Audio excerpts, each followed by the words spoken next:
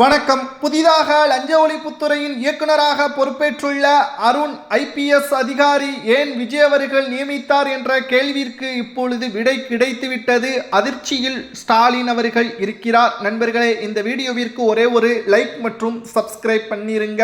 திமுகவின் முன்னாள் அமைச்சர்கள் செய்த ஊழல்கள் மற்றும் அதன் கொள்ளைகள் அனைத்தையும் தெரிந்தவர்தான் அருண் ஐபிஎஸ் அதிகாரி. சென்னையின் ஒட்டுமொத்த ஆணையராக, ஒட்டுமொத்த ஊழலுக்கும் சொந்தக்காரராக, திமுகவின் கைக்கூலியாக கடந்த ஆண்டு முழுவதும் செயல்பட்டவர்தான். 2024ஆம் ஆண்டு சென்னை ஆணையராக பொறுப்பேற்றார் அருண் ஐபிஎஸ் அதிகாரி. குண்டா சட்டத்தில் பலரையும் கைது செய்து சிறையில் அடைத்தார். ஏன், சவுக்கு சங்கர் உள்ளிட்ட பலரையும் இவர் சிறையில் அடைத்ததும் குறிப்பிடத்தக்கது. ஆனால் விஜய் அவர்கள் போராட்டங்கள், அவர் கட்சியை தொடங்கி மக்களை சந்திப்பதற்கு சென்னையில் போராட்டங்கள் நடத்துவதற்கும் பிரச்சாரங்கள் நடத்துவதற்கும் அனுமதி வழங்காமல் தடை விதித்து கொண்டே இருந்தார் இந்த அருண் ஐபிஎஸ் அதிகாரி. ஆனால் முதல்வராக விஜய் அவர்கள் பதவியேற்றவுடன் காத்திருப்பு பட்டியலில் போடப்பட்ட அருண் ஐபிஎஸ் அதிகாரி தற்பொழுது கூடுதலாக லஞ்ச ஒழிப்புத்துறையின் இயக்குநராக நியமிக்கப்பட்டது ஏன் என்று பலரும் சர்ச்சையாகவே கேள்விகளையும் கேட்டார்கள். அரசு அதிகாரிகளை பொறுத்தளவிற்கு எந்த அரசு ஆட்சி அமைக்கிறதோ அந்த கட்சிக்கு விசுவாசமாக இருப்பதுதான் அரசு அதிகாரிகளது எண்ணம். அது சாதாரண எஸ்ஐயாக இருந்தாலும் சரி, டிஜிபியாக இருந்தாலும் சரி, அவர்களது எண்ணம் ஆளும் அரசாங்கத்தை பகைத்துவிடக்கூடாது என்பதற்காகத்தான். கடந்த கால அரசியலை நாம் பார்க்கும் பொழுது ஜெயலலிதா அவர்கள் குறுகிய வயதிலேயே முதல்வராக பொறுப்பேற்றார். எல்லோரும் கூறுகிறார்கள் விஜய் அவர்கள்தான் சிறு வயதிலேயே முதல்வராக பொறுப்பேற்று விட்டார் என்று. ஆனால் உண்மையாகவே மறைந்த முன்னாள் முதல்வர் ஜெயலலிதா அவர்கள்தான் குறுகிய வயதிலேயே முதல்வராக பொறுப்பேற்றார். அப்பொழுது கருணாநிதி அவர்களுக்கு எதிராக செயல்பட்ட அனைத்து ஐபிஎஸ் அதிகாரிகள், ஐஏஎஸ் அதிகாரிகள் அனைவரையும், கருணாநிதிக்கு ஆலோசனை வழங்கிய அனைத்து அதிகாரிகளையும் இடமாற்றம் செய்து தனக்கு சாதகமான அறிவில்லாத, அதாவது ஒட்டுமொத்தமான அனுபவம் இல்லாத நபர்களுக்கு உயர் பதவிகளையும் கொடுத்து ஆட்சியை அமைத்தார். அதில் பல சங்கடங்களும் பல தோல்விகளும் அப்பொழுது அவர் கண்டார். இதனால்தான் தற்பொழுது வயது முதிர்ந்த பிறகு 2011ஆம் ஆண்டு காலகட்டத்தில் எனக்கு இப்பொழுதுதான் அரசியல் பற்றியான முழுமையான எண்ணம் தெரிந்தது. யாரை எப்பொழுது பகைக்க வேண்டும், அரசு அதிகாரிகளுக்கு என்ன வேலை கொடுக்க வேண்டும் என்பது எனக்கு இப்பொழுதுதான் தெரிந்தது என்பதை தெரிவித்திருந்தார்.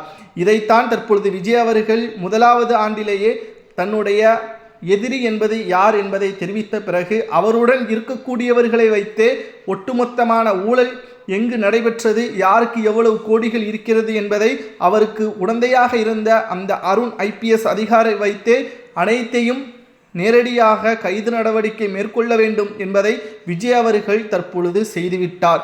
இந்த நிலையில்தான் அருண் ஐபிஎஸ் அதிகாரிகளுக்கு லஞ்ச ஒழிப்புத்துறை இயக்குநராக பதவியேற்று 2 நாட்கள் கூட ஆகவில்லை KN நேரு அவர்கள் மீது FIR பதிவு செய்ய முன்வந்துள்ளார்.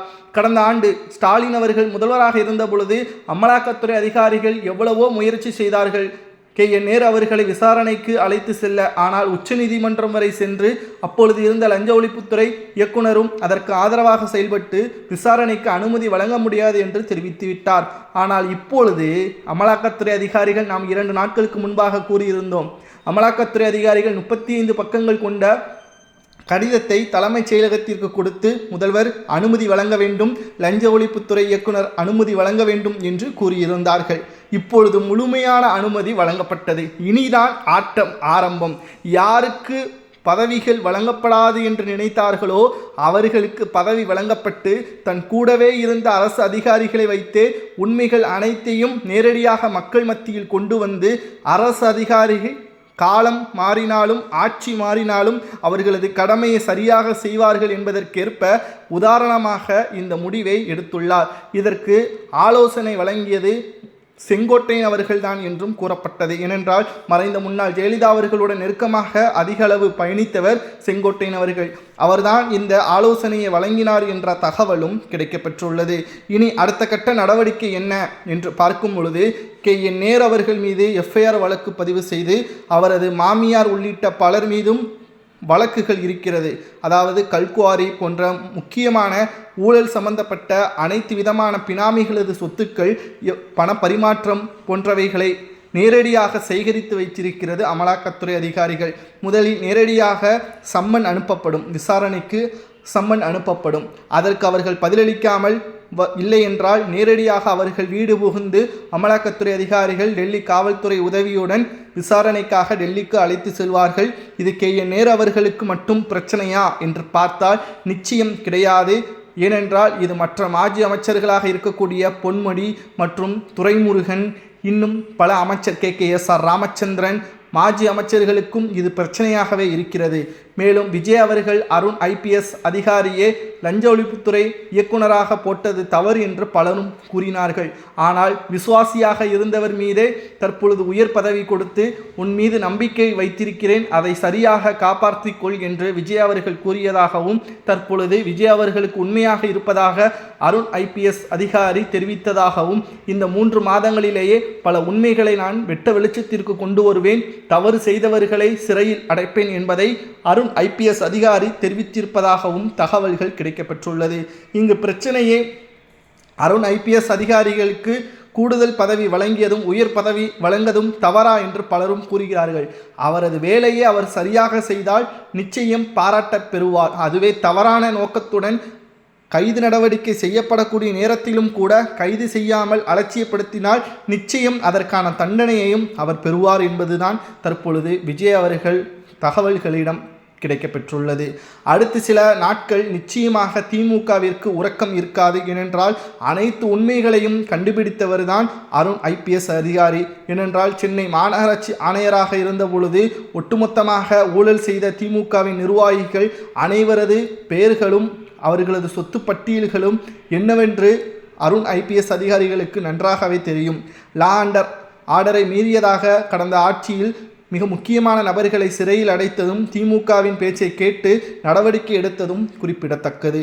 மேலும் புதிதாக ஒரு நபரை IPS அதிகாரியே லஞ்ச ஒழிப்புத்துறையின் கூடுதல் இயக்குநராக பொறுப்பேற்ற வைத்திருந்தால் நிச்சயம் திமுகவின் பினாமிகள் யார், அவர்களது ஒட்டுமொத்த குடோன்கள் மற்றும் சொத்துக்கள் எங்கு இருக்கிறது என்பதை தேடுவது கடினம், நாட்களும் நீடிக்கும். ஆனால் அவர்களுக்கு தெரிந்த நபர்களை வைத்தே விஜய் அவர்கள் இந்த முயற்சியில் ஈடுபட்டது பாராட்டுக்குரியதுதான் என்ற தகவலையும் நம்மால் பார்க்க முடிகிறது.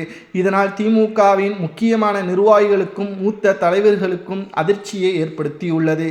இதனால் KN நேரு அவர்கள்தான் தற்பொழுது முதலாவது இடத்தில் இருக்கிறார். அவரது மாமியார் பெயரில் அவர் சேகரித்த அனைத்து சொத்துக்களும் தற்பொழுது பறிமுதல் செய்யப்படும் என்றும் மக்களது சொத்துக்களை மக்களது வரிப்பணங்களை இவர்கள் தவறாக பயன்படுத்தி குடும்ப சொத்தாக மாற்றியதற்கு என்ன தண்டனை கொடுக்கலாம், இவர்களது சொத்துக்களை என்ன செய்யலாம் என்பதை கமெண்ட் வாயிலாக கூறுங்கள். அது மட்டுமல்ல, அருண் IPS அதிகாரிக்கு லஞ்ச ஒழிப்புத்துறையின் கூடுதல் இயக்குநராக பொறுப்பேற்றியது இப்பொழுது இந்த வீடியோவை பார்த்த பிறகு விஜய் அவர்கள் செய்தது சரியா தவறா என்பதை மறக்காம கமெண்ட் வாயிலாக கூறுங்கள். ஏனென்றால் முதல் விஜய் அவர்கள் என்ன செய்ய வேண்டும் என்பதை ஆலோசனை செய்துதான் செய்வார் என்பதும் குறிப்பிடத்தக்கது.